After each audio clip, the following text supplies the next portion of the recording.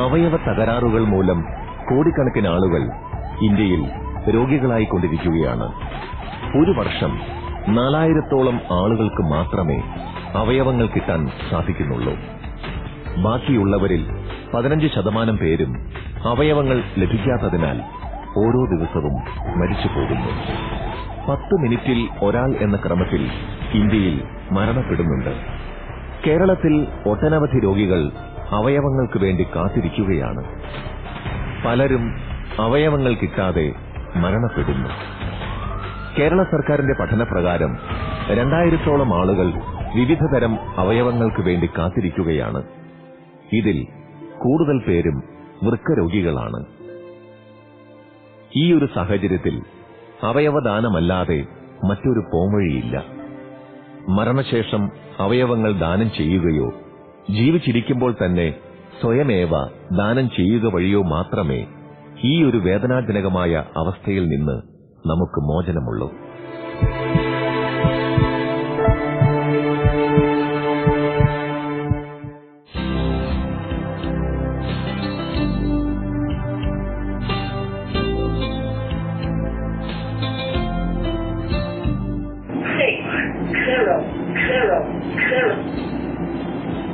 Hello, Sanjeevani.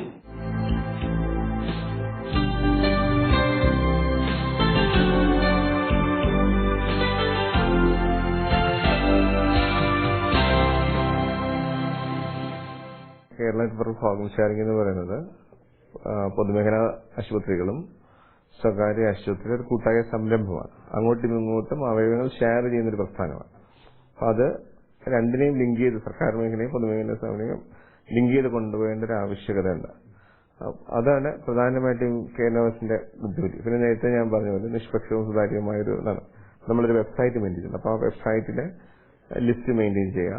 പിന്നെ എന്തെങ്കിലും ഇവരെ സൂപ്പർവൈസ് ചെയ്യുക. അതായത് അവയവങ്ങൾ ക്രമം തെറ്റിച്ചാണോ കൊടുക്കുന്നത്, അല്ലെങ്കിൽ ക്രമം അനുസരിച്ചാണോ കൊടുക്കുന്നത് തെറ്റിച്ച് അതിനെ അവരുടെ വിശദങ്ങൾ വായിക്കുക. പിന്നെ സർട്ടിഫിക്കേഷൻ, ഡെത്ത് സർട്ടിഫിക്കേഷൻ ഒരു വളരെ ഇമ്പോർട്ടന്റ് ഒരു കാര്യമാണ്. ഇതിൽ ഏറ്റവും പ്രധാനം ബ്രെയിൻ ഡെത്ത് രോഗിയെ ഐഡന്റിഫൈ ചെയ്യുക, അതിന് സർട്ടിഫൈ ചെയ്യുക.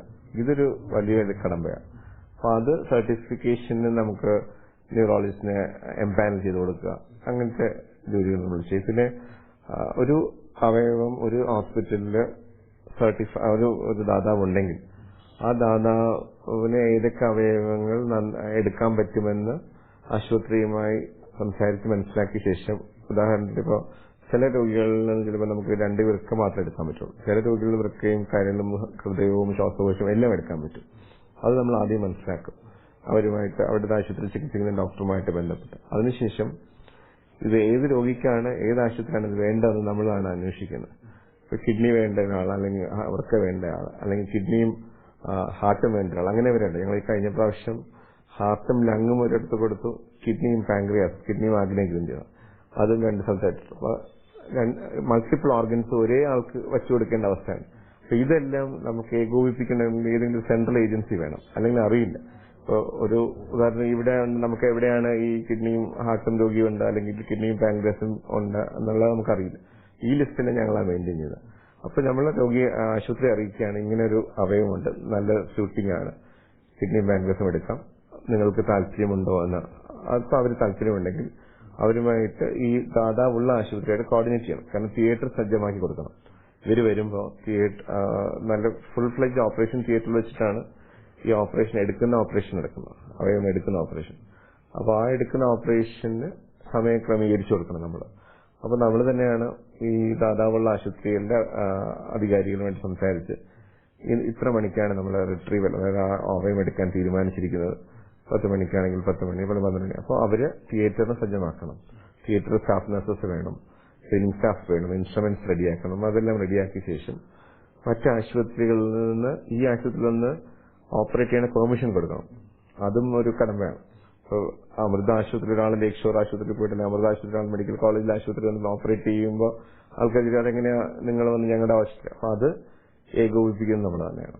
ഇത് നമ്മൾ ഗവൺമെന്റിൽ നിന്ന് പെർമിഷൻ വാങ്ങിച്ച് ഇത് അവയവ മാറ്റിവെക്കൽ ശസ്ത്രക്രിയക്കുന്ന ടീമാണ്, ഇത്ര ടീമാണ് ഇവിടെ വരുന്നത്, അവരെ അനുവദിക്കണമെന്ന് പറഞ്ഞ് നമ്മൾ മറ്റേ ആശുപത്രിയുമായിട്ട് നെഗോഷിയേറ്റ് ചെയ്ത് അങ്ങനെ കുറെ വർക്ക് ഇതിന്റെ പിന്നിലുണ്ട്. അത് കഴിഞ്ഞിട്ട് ഈ അവയവം സമയബന്ധിതമായി സ്വീകർത്താവിന്റെ ആശുപത്രി എത്തിക്കണം. അതിന് പോലീസുമായി ബന്ധപ്പെടണം. പോലീസുമായി ഗ്രീൻ കോറിഡോർ എന്ന് പറയത്തില്ല, ട്രാഫിക് സിഗ്നൽസ് ബ്ലോക്ക് ചെയ്ത് റോഡ് ഒഴിവാക്കി കൊടുത്ത് യാത്രക്കാർക്ക് ബുദ്ധിമുട്ടുണ്ടാകാതെ കുറച്ച് സമയത്തേക്ക് റോഡ് ബ്ലോക്ക് ചെയ്ത് അവയവം എത്തിച്ചു കൊടുക്കണം. അത് പോലീസ് ഡിപ്പാർട്ട്മെന്റിലേക്ക് ഉപയോഗിക്കണം. അതിനുശേഷം ഈ അവയവം കൊടുത്ത വ്യക്തിയുടെ പോസ്റ്റ്മോർട്ടം, മിക്കവാറും എല്ലാ മെഡിക്കൽ ലീഗൽ കേസിലാണ് അവയവം ദാനം ചെയ്യുന്നത്. പോസ്റ്റ്മോർട്ടം ചെയ്യണം. അതിനുവേണ്ടി നമ്മൾ പോലീസിനെ അറിയിക്കണം, FIR ചെയ്യണം, ഇൻക്വസ്റ്റ് ഫോറൻസിക് എക്സ്പേർട്സുമായിട്ട് സംസാരിച്ച് പോസ്റ്റ്മോർട്ടം അറേഞ്ച് ചെയ്യണം. അത് കഴിഞ്ഞ് ആ ബോഡി നമ്മൾ വേറെ കേടുകൾ കൂടാതെ അല്ലെങ്കിൽ ഒരു ഇതുമില്ലാതെ അവരെ വീട്ടിലെത്തിച്ചെടുക്കാൻ ആംബുലൻസ് അറേഞ്ച് ചെയ്യണം. ഇതെല്ലാം KNMS വഴിയാണ് കോർഡിനേറ്റ് ചെയ്യപ്പെടുന്നത്. ഇത്രയും പേഷ്യന്റ് രജിസ്ട്രേഷൻ തൊട്ട് സ്വീകർത്താവാകുന്നതും അല്ലെങ്കിൽ അവയവം ദാനം ചെയ്യുന്നത് തൊട്ട് തിരിച്ച് അവരുടെ സംസ്കാര ക്രിയ വരെയുള്ള പ്രക്രിയകളിൽ നമുക്ക് വളരെ പങ്കുണ്ട്. അതാണ് KNMSന്റെ ജോലി. ഭാരിച്ച ഉത്തരവാദിത്വം തന്നെയാണ്. ഏറ്റവും കൂടുതലായിട്ടുള്ളത് O ഗ്രൂപ്പിൽപ്പെട്ട വ്യക്തികളാണ് കിഡ്നി ട്രാൻസ്പ്ലാന്റിന് വേണ്ടിയിട്ട് വെയിറ്റ് ചെയ്യുന്നത്. 632 പേര്. A ഗ്രൂപ്പിലുള്ളത് 365 പേര്, B ഗ്രൂപ്പിൽ 395, AB ഗ്രൂപ്പിൽ നമ്മൾ ഫസ്റ്റ് ഇത് ബ്രെയിൻ ഡെത്ത് സർട്ടിഫിക്കേഷൻ ചെയ്തു. അതിനുശേഷം 6 മണിക്കൂർ കഴിഞ്ഞതിന് ശേഷം വീണ്ടും ഒന്നുകൂടി സ്ഥിരീകരിച്ചതിന് ശേഷം ആണ് നമുക്ക് അവയവദാനത്തിന്റെ കാര്യങ്ങളായിട്ട് മുന്നോട്ട് പോകാൻ പറ്റുള്ളൂ. പിന്നെ ഗവൺമെന്റ് ലിസ്റ്റിലുള്ള ആളുകളെ അതിന്റെ ക്രമത്തിനനുസരിച്ച് കണ്ടെത്തുക, പിന്നെ കിഡ്നിക്ക് വേണ്ട ആളുകളെ ക്രോസ് മാച്ചിന് വേണ്ടി അയക്കുക. അപ്പോൾ അതിന്റെ കുറച്ച് ടൈം കാര്യങ്ങൾ, പിന്നെ പോസ്റ്റ്മോർട്ടത്തിന്റെ കാര്യം, അങ്ങനെയൊക്കെ വരുമ്പോൾ ഇത് എങ്ങനെയൊക്കെയാണെന്നുണ്ടെങ്കിൽ പോലും ഒരു 24 മണിക്കൂർ നമ്മൾ എല്ലാവരോടും പറയാറുള്ളതാണ്. ഇതിനകത്ത് മസ്തിഷ്ക മരണം സംഭവിച്ച ഒരു വ്യക്തിയുടെ കുടുംബാംഗം അവയവദാനത്തിന് സമ്മതം തന്നാൽ ഏറ്റവും കുറഞ്ഞത് ഒരു 24 മണിക്കൂറെങ്കിലും വേണ്ടി വരും നമുക്ക് ഈ ബോഡി വിട്ടുകൊടുക്കാൻ വേണ്ടിയിട്ട്. ഇതിനകത്ത് ഇപ്പോ ഞാൻ ചെയ്ത വഴിയെന്ന് പറഞ്ഞു കഴിഞ്ഞിട്ടുണ്ടെങ്കിൽ ഇവിടെ പല പ്രൈവറ്റ് ഹോസ്പിറ്റലുകളിലും എന്നെ ഡെപ്യൂട്ടി കാരണം ആവശ്യം വരും. ഞാൻ തൃശ്ശൂർ വരെ ഡോക്ടർ നമ്മുടെ നോഡൽ ഓഫീസർ പറഞ്ഞതിനനുസരിച്ച് തൃശ്ശൂർ അമല ഹോസ്പിറ്റൽ വരെ ഞാൻ പോയിട്ടുണ്ട്. കാരണം ആ തുടക്ക കാലഘട്ടങ്ങളിൽ ഈ പ്രൈവറ്റ് നിന്നൊരു വ്യക്തി പറയുമ്പോൾ ഇത് ഓർഗൻ ട്രേഡിന് വേണ്ടിയാണോ, അന്ന് ആളുകൾക്ക് മൃതസഞ്ജീവനിയെ കുറിച്ചോ മരണാനന്തര അവയവദാന പദ്ധതിയെ കുറിച്ചോ അധികം അറിവില്ലാത്തൊരു കാലഘട്ടമാണ്. അപ്പൊ ഇതിങ്ങനെ വന്നു കഴിഞ്ഞപ്പോൾ അതിന്റെ സുതാര്യത വ്യക്തമാക്കുന്നതിന് വേണ്ടിയിട്ട് നമ്മൾ ഗവൺമെന്റ് സൈഡിൽ നിന്ന് തന്നെ നമ്മളെ പറഞ്ഞു വിട്ടിട്ടുണ്ട്. അപ്പൊ ഏകദേശം ഇതുവരെ 20ഓളം കേസുകൾ നടന്നിട്ടുണ്ട്. നമ്മൾ വൈകുന്തോറും ഈ ഒരു കാര്യത്തിന് വേണ്ടിയിട്ട് അനാവശ്യമായി നമ്മൾ ചിലപ്പോൾ കുടുംബാംഗങ്ങളെ അവർ വെയിറ്റ് ചെയ്യേണ്ടി വരും. അപ്പോൾ ഇതിനകത്ത് നമുക്ക് ഒരു പെട്ടെന്നുള്ള യാത്രയും പെട്ടെന്നുള്ള ആക്ഷനുമാണ് വേണ്ടത്. കാരണം ഒരു കാരണവശാലും ഇപ്പോൾ 3-4 പേരുടെ ജീവൻ രക്ഷിക്കുന്ന കാര്യമാണെങ്കിൽ പോലും ഒരിക്കലും ഒരു മസ്തിഷ്ക മരണ ദാതാവിന്റെ കുടുംബാംഗങ്ങൾക്ക് ബുദ്ധിമുട്ടുകൾ ഉണ്ടാക്കിക്കൊണ്ട് അവയവദാനം നടക്കാൻ പാടില്ല എന്നുള്ളതാണ്. അപ്പൊ നമുക്കൊരു അറിവ് എപ്പോഴാണോ കിട്ടുന്നത് ആ സമയം അപ്പൊ തന്നെ അതിപ്പോ നമുക്ക് എത്തിച്ചേരാൻ പറ്റുന്ന ഒരു 4 മണിക്കൂർ 5 മണിക്കൂർ കൊണ്ടൊക്കെ എത്തിച്ചേരാൻ പറ്റുന്നതാണെങ്കിൽ നമ്മൾ അപ്പൊ തന്നെ സ്റ്റാർട്ട് ചെയ്യും. അതല്ല എങ്കിൽ നമുക്ക് അത് തന്നെ നമുക്ക് മൃതസഞ്ജീവനിക്ക് മറ്റ് ഓഫീസും ഉണ്ട്. അതായത് ഒരു സബ് ഓഫീസ് ഉണ്ട്, സോണൽ ഓഫീസ് കോട്ടയം മെഡിക്കൽ കോളേജിലും കോഴിക്കോട് മെഡിക്കൽ കോളേജിലും ഉണ്ട്. ആ സമയത്ത് അവരെയാണ് സംസാരിച്ച് അവിടുത്തെ അവർക്കും കൺവീനിയൻസ് ആണെങ്കിൽ അവിടെ നിന്ന് നമ്മൾ ആളെ ഡെപ്യൂട്ട് ചെയ്യും. സ്വകാര്യ മേഖലയും ഗവൺമെന്റും കൈകോർത്ത് നിന്ന് നടപ്പിലാക്കുന്ന പദ്ധതികൾ കേരളത്തിൽ കുറവാണ്. ഇന്ത്യയിൽ തന്നെ പലയിടത്തും കുറവാണ്. ഇത് ഒരു രസലോ അങ്ങനെയൊന്നും ഇല്ലാതെ സ്വകാര്യ ഡോക്ടർമാര് മെഡിക്കൽ കോളേജിൽ നിന്ന് ഓപ്പറേറ്റ് ചെയ്യുന്നു, മെഡിക്കൽ കോളേജ് ഡോക്ടർമാർ അവിടെ പോയി ഓപ്പറേറ്റ് ചെയ്യുന്നു. ഒരു ആൾക്കാരുടെ ഒരു സംശയവുമില്ലാത്ത രീതിയിൽ അത്ര കൈകോർത്ത് പ്രവർത്തിക്കുന്ന ഒരു മേഖലയാണ്. അത് വളരെ ശ്രദ്ധ ആകർഷിച്ചിട്ടുണ്ട്. ഞങ്ങൾ ഈ അന്താരാഷ്ട്ര വേദികളിൽ പ്രബന്ധമായിട്ട് തന്നെ ഈ പബ്ലിക് പ്രൈവറ്റ് പാർട്ടിസിപ്പേറ്ററി മോഡൽ അവതരിപ്പിച്ചിട്ടുണ്ട്. അത് വളരെ അപ്രീഷിയേറ്റ് ചെയ്യപ്പെട്ടിട്ടുണ്ട്. കാരണം മിക്കവാറും എല്ലായിടത്തും ഒന്നുകിൽ പ്രൈവറ്റ് കോൺസെൻട്രേഷൻ ആയിരിക്കും അല്ലെങ്കിൽ പബ്ലിക് കോൺസെൻട്രേഷൻ. ഇത് രണ്ടിടത്തും ഏകദേശം ഒരുപോലെ. നമ്മൾ ഉദാഹരണം കേരളത്തില് വൃക്കമാറ്റിവെക്കൽ ഏറ്റവും കൂടുതൽ നടന്നിരിക്കുന്നത് public government hospital, medical college Kottayam medical college, medical college കാലിക്കറ്റും കൂടെ ഏകദേശം 250ഓളം വൃക്കമാറ്റിവെക്കൽ ശസ്ത്രക്രിയ നടത്തി. ഇതിലെ അവയവം കൂടുതലും കിട്ടിയത് നമ്മൾ സ്വകാര്യ മേഖലയിൽ നിന്ന് വന്ന അവയവങ്ങളാണ്. മനസ്സിലായി. അപ്പൊ നമ്മൾ ആദ്യം ഒരു ആരോപണം ഉണ്ടായിരുന്നത് പാവപ്പെട്ടവരുടെ അവയവം ഗവൺമെന്റ് മെഡിക്കൽ കോളേജിൽ നിന്ന് മറ്റുള്ള, പക്ഷെ അങ്ങനെയല്ല സംഭവം. ആക്ച്വലി ഞങ്ങൾ തന്നെ ഈ അടുത്ത കാലത്ത് കണക്ക് പരിശോധിച്ചപ്പോൾ തിരുവനന്തപുരം മെഡിക്കൽ കോളേജിൽ 18 ദാതാക്കളെ ഉണ്ടായിട്ടുള്ളൂ. കാലിക്കറ്റ് നിന്ന് 2 ദാതാക്കളും കോട്ടയത്ത് നിന്ന് 1-2 ദാതാക്കളും. ഇതെല്ലാം കൂടി 20-25 നിൽക്കും. ബാക്കി 225 സ്വകാര്യ മേഖലയിൽ വന്ന ദാതാക്കളാണ്. അപ്പൊ കിഡ്നിയുടെ ബെനിഫിറ്റ് ഗവൺമെന്റ് ഹോസ്പിറ്റലിലെ പേഷ്യൻസിനാണ് കിട്ടിയിട്ടുള്ളത്. അപ്പൊ അത്രയും അതൊരു ഇമ്പോർട്ടന്റ് അച്ചീവ്മെന്റ് ആണ് ആക്ച്വലി നമുക്ക്. അപ്പൊ അതാണ് രണ്ടാമത്തെ ഞാൻ കാണുന്ന ഒരു പോസിറ്റീവ് മൈൽ സ്റ്റോൺ. പിന്നെയുള്ള മൾട്ടി ഓർഗൻ ട്രാൻസ്പ്ലാന്റ്സ്, അതായത് kidney pancreas, heart and lung, small intestine, hand transplant, ഇതെല്ലാം വളരെ ചുരുക്കം സെന്ററുകൾ വേൾഡ് ഓവർ തന്നെ വളരെ എണ്ണപ്പെട്ട സെന്ററുകളിൽ മാത്രം നടക്കുന്ന സർജറി കേരളത്തിന്റെ ഈ ചെറിയ സംസ്ഥാനത്ത് നടക്കുന്നുവെന്നും ആ ചികിത്സ നമുക്കിവിടെ ലഭ്യമാണ് എന്നുള്ള പബ്ലിക്കിന്റെ ഒരു അവബോധം, അത് വേറൊരു നാഴികക്കല്ല. പിന്നെ ഞാൻ എപ്പോഴും പോസിറ്റീവായി കണ്ട ഈ മാധ്യമങ്ങളിൽ നിന്ന് ഇതുവരെ ഒരു വിമർശനം ഞങ്ങൾക്ക് ഉണ്ടായിട്ടില്ല. കഴിഞ്ഞ 4 വർഷങ്ങളായിട്ട് ദൃശ്യമാധ്യമങ്ങൾ, അച്ചടി മാധ്യമങ്ങൾ ഈ പ്രോഗ്രാമിനെ വളരെയധികം പ്രോത്സാഹിപ്പിക്കുകയുണ്ടായി, അവരുടെ ക്യാമ്പയിൻസും അങ്ങനെ. അതും ഒരു പോസിറ്റീവ്. സാധാരണ നമ്മുടെ അറിയാതെ നമ്മളെല്ലാം ക്രിറ്റിസിസപ്പെടുന്ന സ്ഥലത്ത് മാധ്യമങ്ങൾ കൈയഴിഞ്ഞ് ഹെൽപ്പ് ചെയ്യും. അപ്പൊ ഈ ഒരു പ്രചരണത്തിന് വേണ്ടി അവർ വളരെ പോസിറ്റീവായിട്ട് അതിനെ ചെയ്തിട്ടുണ്ടായി. 600ഓളം, മോർ ദാൻ 600ഓളം അവയവങ്ങൾ പല അവയവങ്ങളായിട്ട് മാറ്റിവെക്കപ്പെടുക. ഇത് ഏകദേശം 250 ദാതാക്കളിൽ നിന്ന്. ഏറ്റവും ശ്രദ്ധിക്കപ്പെടേണ്ട 1-2 കാര്യങ്ങൾ നമ്മുടെ ഈ പ്രോഗ്രാമിൽ കൈപ്പത്തി മാറ്റിവെക്കൽ ശസ്ത്രക്രിയ ഉണ്ടായി, അമൃതയിലുണ്ടായി. പിന്നെ ഇതുപോലെ നേരത്തെ ഞാൻ പറഞ്ഞ ഹാർട്ടും ലങ്ങും കൂടെ കേരളത്തിൽ തന്നെ ആദ്യമായിട്ടാണ് ഹാർട്ടും ലങ്ങും കൂടെ ലിസ്റ്റിനാശുപത്രിയിൽ മാറ്റിവെക്കേണ്ടത്. ദാതാവ് ലേക്ഷോറിലായിരുന്നു. പിന്നെ കിഡ്നി പാൻക്രിയാസ്, കിഡ്നി മാഗ്നേജ്, നമ്മൾ ടൈപ്പ് 1 ഡയബറ്റീസ് ചെറുപ്പകാലത്തെ ബാധിച്ച് പാൻക്രിയാസും ശേഷം നശിച്ചു, കിഡ്നിയും ഡയബറ്റീസ് കാരണം നശിക്കുകയും ആ കുട്ടിക്ക് ഇൻസുലിൻ ഇല്ലാതെ ജീവിക്കാൻ പറ്റില്ല, ഡയാലിസിസ് ഇല്ലാതെ ജീവിക്കാൻ പറ്റില്ല. ഈ 2 അവയവങ്ങളും പൂർണ്ണമായി നശിച്ച 2 വ്യക്തികൾക്ക് പാൻക്രിയാസ്, കിഡ്നി സൈമിൾട്ടേനിയസ് ആയിട്ട് 2 ഓർഗനും ഒരുമിച്ച് വെക്കാൻ പറ്റി. ഇതൊന്നും നമ്മൾ ലൈവ് ട്രാൻസ്പ്ലാന്റ് ചിന്തിക്കാൻ പോലും പറ്റാത്ത കാര്യങ്ങളാണ്. അതാണ് ഈ മസ്തിഷ്കമരണ അനന്തരം. പിന്നെ ഏകദേശം നമ്മൾ 28ഓളം ഹൃദയ മാറ്റിവെക്കൽ ശസ്ത്രക്രിയ ഈ പ്രോഗ്രാം വഴി നടക്കുകയുണ്ടായി. കരളിലെ ഏകദേശം 150 ട്രാൻസ്പ്ലാന്റ്സ്. ഇതാണ് അതിന്റെ വ്യാപ്തി. നമ്മളിപ്പോ ഇന്ത്യയിൽ തന്നെ പെർ മില്യൺ പോപ്പുലേഷൻ എടുക്കുകയാണെങ്കിൽ കേരള നമ്പർ 1 ആണ്. നമ്മൾ ഈ ഓർഗൻ ഡൊണേഷൻ റേറ്റ് ODR എന്ന് പറയും, organ donation rate per million population എന്നുള്ള സ്റ്റാറ്റിസ്റ്റിക്സ് ആണ് എടുക്കുന്നത്. അപ്പൊ നമ്മുടെ ഇന്ത്യൻ ശരാശരി 0.0 സംതിങ് ആണ്. നമ്മൾ 2.3 ഇന്ത്യയിലെ നമ്പർ 1 സ്റ്റേറ്റ് ആണ് ഈ ഓർഗൻ ഡൊണേഷൻ റേറ്റ്. അമേരിക്കൻ ഐക്യനാടുകളെ ഏകദേശം ഓർഗൻ ഡൊണേഷൻ റേറ്റ് 28-30 ആ റേഞ്ചിൽ നിൽക്കുമ്പോൾ നമ്മൾ 2.8 ഉള്ളൂ. പക്ഷെ എന്നാലും നമ്മൾ 0യിൽ നിന്ന് 2.8 എത്തി. നമ്മുടെ ആൾക്കാരുടെ മസ്തിഷ്കമരണത്തിന്റെ ആ ഒരു ശാസ്ത്രീയ വശം പഠിപ്പിച്ചു കൊടുക്കേണ്ടതായിട്ടുണ്ടായിരുന്നു. പിന്നെ ഡോക്ടേഴ്സിന് ബ്രെയിനിന്റെ സർട്ടിഫിക്കേഷന്റെ കടമ്പകൾ തരണം ചെയ്യണമായിരുന്നു. അങ്ങനെ കുറെ ലെവലില് എഡ്യൂക്കേഷനും സയന്റിഫിക് മീറ്റിംഗ്സും ഒക്കെ നടത്തിയാണ് നമ്മുടെ ഈ ഒരു പ്രോഗ്രസ് ഉണ്ടാക്കിയത്. KNOS അതിനും ഉത്തരവാദിത്തം പബ്ലിക് അവയർനെസ് ഉണ്ടാക്കുക KNOS വളരെ വലിയ പങ്ക് വഹിച്ചിട്ടുണ്ട്. ഞങ്ങൾ ഏകദേശം 600-ൽ പരം ബോധവൽക്കരണ ക്ലാസ്സുകൾ കേരളത്തിലെ നമ്മൾ നടത്തുകയുണ്ടായി. പിന്നെ ഹോസ്പിറ്റലിലെ ഡോക്ടേഴ്സിനുള്ള ട്രെയിനിങ്, നഴ്സസിനുള്ള ട്രെയിനിങ്, എന്താണ് മസ്തിഷ്കമരണം, എങ്ങനെയാണ് ഈ ബ്രെയിൻ ഡെത്ത് സ്ഥിരീകരിക്കുന്നത്, ഇങ്ങനെയുള്ള സമാന്തര വർക്ക്ഷോപ്പുകളും എല്ലാം മൊത്തത്തിൽ ഒരു പൊതുസമൂഹത്തെ സെൻസിറ്റൈസ് ചെയ്താൽ മാത്രമേ ഈ ഒരു ശാസ്ത്രീയ കോൺസെപ്റ്റ് നമ്മുടെ പൊതുജനങ്ങളിൽ എത്തുകയുള്ളൂ. അങ്ങനെയായിരുന്നു ഇതിന്റെ ഒരു യാത്ര.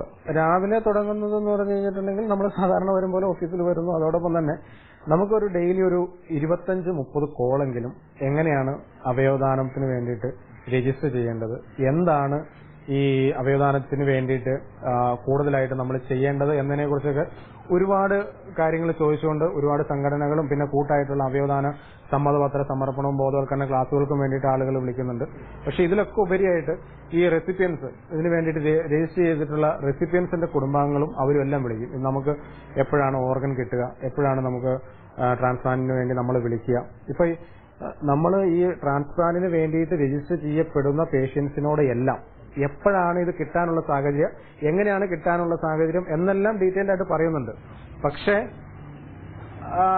അവർക്കും അത് ഈ പറയുന്നത് പോലെ റെസിപ്പിയൻ സൈഡിൽ അവർക്കും ഒരു എന്താ പറയാ എപ്പോ കിട്ടും എന്നുള്ളൊരിതുണ്ട്. പക്ഷെ നമുക്കും പറയാൻ സങ്കടമുള്ളത് എന്താണെന്ന് വെച്ച് കഴിഞ്ഞാൽ അവർക്ക് കിട്ടണമെങ്കിൽ മരണാനന്തര അവയവദാന പദ്ധതി ആയത് കാരണം ഇപ്പറേ ഒരാൾ മരിക്കണം. അതൊരു സത്യമാണ്. അപ്പൊ നമുക്ക് അങ്ങനെ ഒരു സാഹചര്യമായതിനാൽ എപ്പോ കിട്ടും എന്നൊരു റെസിപ്പിയന്റ്, രജിസ്റ്റർ ചെയ്യപ്പെട്ടുള്ള ഒരു റെസിപ്പിയന്റ് വന്ന് ചോദിച്ചു കഴിഞ്ഞാൽ നമുക്ക് വ്യക്തമായൊരു മറുപടി പറയാൻ പറ്റില്ല. കാരണം എടുത്തു പറഞ്ഞു കഴിഞ്ഞാൽ ഒരു വ്യക്തി മരിക്കണം.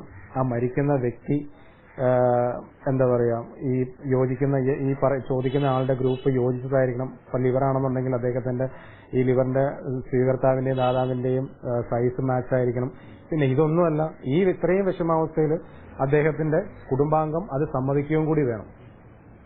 ഇത്രയും കാര്യങ്ങളെല്ലാം ഉള്ളത് കൊണ്ട് നമുക്ക് അത് നമ്മളെ എപ്പോഴും നമ്മളിലൊരു വെല്ലുവിളി തന്നെയാണ്.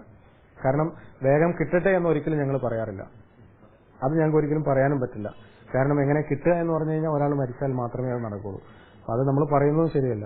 ഇപ്പൊ ഇന്നലെ സമയത്ത് ഏതെങ്കിലും സാഹചര്യം വെച്ചാൽ അങ്ങനെ സംഭവിക്കുകയാണെങ്കിൽ ആ കുടുംബത്തിന് അങ്ങനെ ഒരു സൽപ്രവൃത്തി ചെയ്യാനായിട്ട് ആ വിഷമാവസ്ഥയിൽ തോന്നട്ടെ എന്ന് മാത്രമേ നമുക്ക് പറയാൻ പറ്റൂ.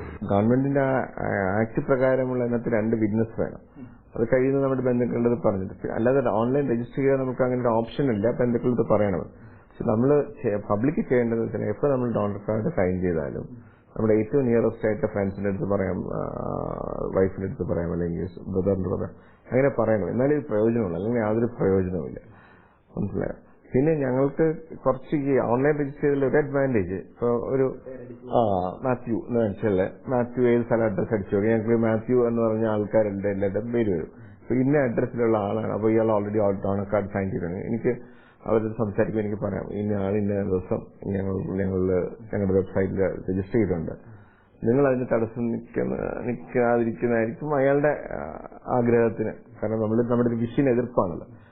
മരണാനന്തര അവയവദാനം കൊടുക്കണമെന്നുള്ള എന്റെ ജീവിതാഭിലാഷത്തിനൊരു എതിർപ്പ് ബന്ധുക്കൾ കാണിക്കാതിരിക്കാൻ വളരെ വലിയൊരു സഹായമായിരിക്കും ഈ ഡോണർ കാർഡ് നേരത്തെ സൈൻ ചെയ്തിട്ടുള്ള ആ ഒരു അഡ്വാൻറ്റേജ്. ഫസ്റ്റ് റെസ്പോൺസ് അവര് എന്താ പറയാ, കരയുമായിരുന്നു. കാരണം ഡോക്ടർ മസ്തിഷ്ക മരണം സംഭവിച്ചു എന്ന് പറഞ്ഞപ്പോൾ അവർക്ക് അത് ഉൾക്കൊള്ളാനായിട്ടുള്ള ഇത് ആദ്യം പറഞ്ഞതുപോലെ തന്നെ ഉൾക്കൊള്ളാനായിട്ടുള്ള ഒരു വിഷമം. കാരണം നമ്മുടെ ഏതൊരു ബന്ധുവാണെങ്കിലും സുഹൃത്താണെങ്കിലും ബന്ധുവാണെങ്കിൽ പോലും ഒരു ഹോസ്പിറ്റലിൽ അഡ്മിറ്റ് ആണ് എന്ന് പറഞ്ഞു ഡോക്ടർ പോയി മരണം സംഭവിച്ചു എന്ന് പറയുമ്പോൾ ആദ്യം നമ്മുടെ മനസ്സിൽ തോന്നുക ഡോക്ടറെ എനിക്ക് അദ്ദേഹത്തെ ഒന്ന് കാണണം എന്നുള്ളതാണ്. അപ്പോ അതുപോലെ തന്നെയാണ് ഇവിടെ സംഭവിച്ചത്. അപ്പോ ഇവരിങ്ങനെ അകത്ത് കയറി ചെല്ലുമ്പോൾ നോക്കുമ്പോൾ ഈ മസ്തിഷ്ക മരണം സംഭവിച്ചു എന്ന് പറയുന്ന വ്യക്തിക്ക് ചെസ്റ്റ് മൂവ്മെന്റ് കാണാം. പിന്നെ ശരീരത്തെ തൊട്ട് നോക്കുമ്പോൾ ചൂടും അനുഭവപ്പെടുന്നുണ്ട്. അങ്ങനെ തൊട്ട് കഴിഞ്ഞ ആ വിഷമാവസ്ഥയിൽ അവർ തൊടുമ്പോൾ ഇത് കണ്ടതോട് കൂടിയിട്ട് അവർക്ക് ഭയങ്കര എന്താ പറയാ, ഇദ്ദേഹം ഈ പറയും പോലെ മസ്തിഷ്ക മരണത്തിൽ അകപ്പെട്ടിട്ടുണ്ടോ, ഇദ്ദേഹം ഇനിയും തിരിച്ചു വരുവാനുള്ള സാധ്യതയുണ്ടോ. കാരണം എത്ര ഇതാണെങ്കിൽ പോലും മരിച്ചു എന്ന് പറയുന്ന വ്യക്തിയാണെങ്കിൽ പോലും ഒരു 99.9% എന്ന് പറഞ്ഞാൽ ഒരു 0.1 പോലും നമ്മൾ നമ്മുടെ ഏറ്റവും പ്രിയപ്പെട്ടവർക്ക് വേണ്ടി നമ്മൾ പ്രാർത്ഥിച്ചുകൊണ്ടിരിക്കും. അപ്പൊ ഈ ഒരു സാഹചര്യത്തിൽ ഇതും കൂടെ കണ്ടു കഴിഞ്ഞപ്പോൾ അവർക്ക് ആ ഒരു പ്രതിഭാസത്തെ ഉൾക്കൊള്ളാൻ പറ്റിയില്ല. പക്ഷെ വീണ്ടും നമ്മൾ ഇങ്ങനെ കാര്യങ്ങൾ ഡോക്ടേഴ്സ് പറയുകയും നമ്മൾ അവരെ കൗൺസിലിംഗ് ചെയ്തു കഴിഞ്ഞപ്പോൾ ഇതൊരു മറ്റുള്ളവർക്ക് നന്മ ഉതകുന്ന കാര്യമായത് കാരണം അവര് മുന്നോട്ട് വരികയാണ് ചെയ്തത്. ഹെൽത്ത് കെയർ ഡെലിവറി സിസ്റ്റത്തിനെ കുറിച്ച് നമ്മൾ ആലോചിക്കണം. Advance health care delivery system കേരളത്തില് സ്വകാര്യ മേഖലയിലാണോ പബ്ലിക് മേഖലയിലാണോ? മനസ്സിലായോ? നമ്മള് ഇപ്പൊ ഒരു വിദഗ്ധ ചികിത്സ വേണം അല്ലെങ്കിൽ എക്സ്പെർട്ടൈസ് വേണമെങ്കിൽ പണ്ടത്തെക്കാളും കൂടുതൽ സൗകര്യങ്ങൾ ഇപ്പൊ സ്വകാര്യ മേഖലയിലുള്ളത്. അത് നമുക്ക് ഒരിക്കലും തർക്കിക്കാൻ പറ്റത്തില്ല. എല്ലാ അഡ്വാൻസ് ഇൻസ്ട്രുമെന്റ്സും. അപ്പൊ നമ്മുടെ ഈ ഒരു ഡൗട്ട് പബ്ലിക്കിൽ നിന്ന് മാറ്റണമെങ്കിൽ പൊതുമേഖല അത്രത്തോളം ഉയരണം. മനസ്സിലായി? അതിനകത്ത് ചിലപ്പോൾ ടെക്നിക്കൽ എക്സ്പെർട്ടൈസ് കാണും, വ്യക്തികളുണ്ടാവും നല്ല എക്സ്പീരിയൻസ് ഉള്ള, പക്ഷെ അതിനുള്ള സജ്ജീകരണങ്ങളും അടിസ്ഥാന സൗകര്യങ്ങളും ഇൻഫ്രാസ്ട്രക്ചറും എല്ലാം മാച്ച് ചെയ്യാൻ പറ്റിയെന്ന് വരത്തില്ല. അതുകൊണ്ടാണ് ഈ ട്രാൻസ്പ്ലാന്റ് പ്രോഗ്രാം സ്വകാര്യ മേഖലകളിൽ വളരെ കൂടുതലായി കാണുന്നത്. അത് അവരുടെ കുറ്റമല്ല. മനസ്സിലായോ? അവരുടെ അങ്ങനെ ഫെസിലിറ്റി ഉള്ളതുകൊണ്ടും അവിടെ അത്രയും ഇൻവെസ്റ്റ് ചെയ്യാൻ തയ്യാറുള്ളതുകൊണ്ടും രോഗിയെ അത്രയും മുതൽ മുടക്കാൻ തയ്യാറുള്ളത് കൊണ്ടാണ് അവരത് പ്രൊവൈഡ് ചെയ്യുന്നത്. മനസ്സിലായോ? അപ്പൊ നമ്മൾക്കത് പ്രൊവൈഡ് ചെയ്യാൻ പറ്റാത്തത് കൊണ്ട് അവര് ചെയ്യുന്നതെല്ലാം കള്ളത്തരമാണെന്ന് പറയുന്നതിന് അർത്ഥമില്ല. കേരളത്തിൽ ഇപ്പോൾ പ്രൈവറ്റ് ആശുപത്രിയിലോ ഗവൺമെന്റ് ആശുപത്രി എവിടെയാണെങ്കിലും നമ്മുടെ പാറശാല തൊട്ട് കാസർഗോഡ് വരെ വരുന്ന ഇടയിൽ എവിടെ വരുന്ന ഹോസ്പിറ്റലാണെങ്കിലും അവിടെ ഒരു മസ്തിഷ്ക മരണം സ്ഥിരീകരിച്ചു കഴിഞ്ഞാൽ അത് ഉടനടി നമ്മുടെ ഓഫീസിൽ അറിയിക്കേണ്ടതാണ്. അപ്പൊ അതിനുശേഷം നമ്മളിപ്പോ എന്താ പറയുക, നമ്മുടെ appropriate authority director of medical education അദ്ദേഹത്തെ അറിയിക്കും. അത് കൂടുതൽ കാര്യങ്ങൾ പിന്നെ നമ്മുടെ ഹെൽത്ത് സെക്രട്ടറിയും അറിയിക്കുന്നുണ്ട്. പിന്നെ അവര് ഈ കൺസേൺഡ് ഹോസ്പിറ്റലിലുള്ള അതിന് ചാർജുള്ള ആള് എത്രയും പെട്ടെന്ന് നമ്മുടെ മൃതസഞ്ജീവനിയിൽ അറിയിക്കേണ്ടതാണ്. അതിനുശേഷം അവര് ഇതിന്റെ മസ്തിഷ്ക മരണ സ്ഥിരീകരണം നടത്തുകയും അതിന്റെ സർട്ടിഫിക്കറ്റുകളെല്ലാം KNOSന്റെ ഓഫീസിൽ മെയിൽ വഴി അയച്ചു തരികയും അത് ഇവിടുത്തെ ഡോക്ടേഴ്സ് നോക്കി പരിശോധിക്കുകയും അത് വ്യക്തമാണ് എന്ന് മനസ്സിലായതിനു ശേഷം മാത്രമാണ് ഈ അവയവദാനത്തിനുള്ള അനുമതി ആ ഹോസ്പിറ്റലിന് കൊടുക്കണം. ആ മരണാനന്തര അവയവദാന ശസ്ത്രക്രിയയ്ക്കും, അതായത് ഓർഗൻ എടുക്കാനും അതെടുത്തുകൊണ്ട് ട്രാൻസ്പ്ലാന്റ് കൊടുക്കാനുമായിട്ടുള്ള നമ്മൾ സിഗ്നൽ കൊടുക്കുന്നത്. എയർ ആംബുലൻസിന്റെ പ്രോബ്ലം, എയർ ആംബുലൻസ് അത്രത്തോളം ഒരു ഫിനാൻഷ്യലി ഫീസിബിൾ അല്ല. നമ്മളിപ്പോൾ ചെറിയ സംസ്ഥാനത്ത് ഉദാഹരണത്തിന് നമ്മുടെ എറണാകുളത്തൊരു അവയവദാനം ഉണ്ടെങ്കിൽ തിരുവനന്തപുരത്ത് എത്തിക്കാൻ 4 മണിക്കൂർ മതി. നമ്മളതൊരു പ്ലെയിൻ വഴി എത്തിക്കണമെങ്കിൽ ആ പ്ലെയിൻ അതിന്റെ സമയവും അതിന്റെ ചെലവും ഒക്കെ. അപ്പൊ സാധാരണ വൃക്കയ്ക്ക് ഏകദേശം 8 മുതൽ 18 മണിക്കൂർ വരെ വെളിയിരുന്നാലും കുഴപ്പമൊന്നും പറ്റില്ല, നമുക്ക് വെച്ചു കൊടുക്കാം. കരളിനാണെങ്കിൽ ഏകദേശം 6 മണിക്കൂർ വരെ വെളിയിലിരിക്കാം. ഹാർട്ടിന് മാത്രമാണ് ഒരു 3 മണിക്കൂർ അല്ലെങ്കിൽ വളരെ ഏറ്റവും ഷോർട്ടസ്റ്റ് ടൈം.